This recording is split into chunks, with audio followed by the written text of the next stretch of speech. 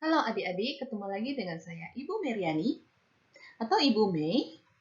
Pada sesi ini kita akan membahas akuntansi beban dibayar di muka atau prepaid expense.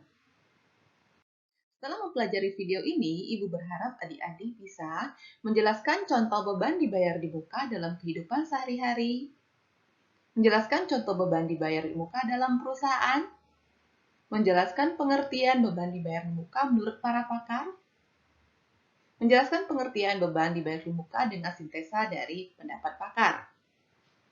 Menjelaskan jurnal beban dibayar di muka. Contoh beban dibayar di muka dalam kehidupan sehari-hari. Mahasiswa membayar SPP untuk 1 semester.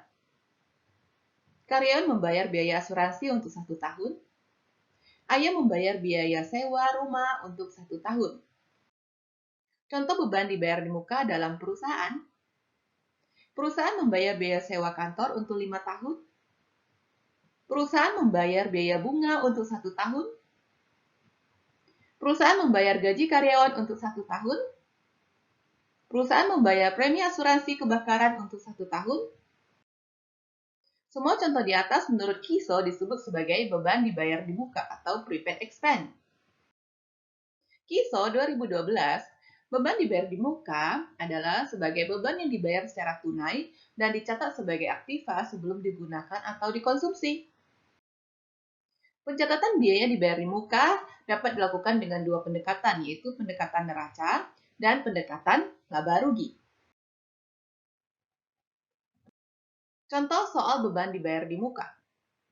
Ibu Meibong menyewa gedung kantor untuk melanjutkan kegiatan operasionalnya.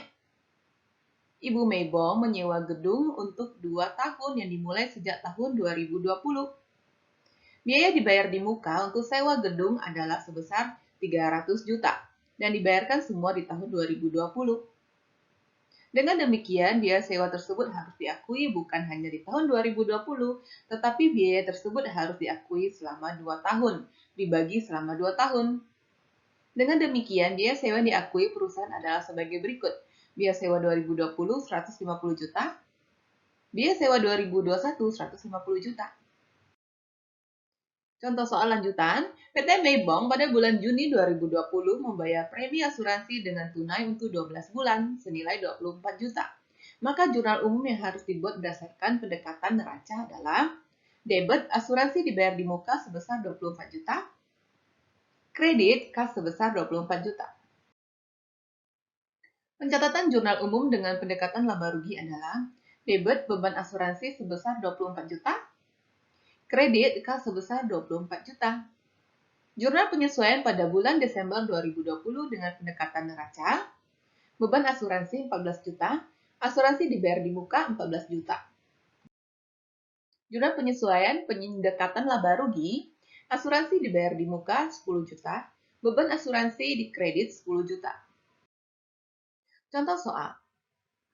Beban asuransi PT Meijaya dari bulan Juni hingga Desember 2020 yang diakui sebesar 14 juta. Sementara dalam jurnal umum telah tercatat 24 juta.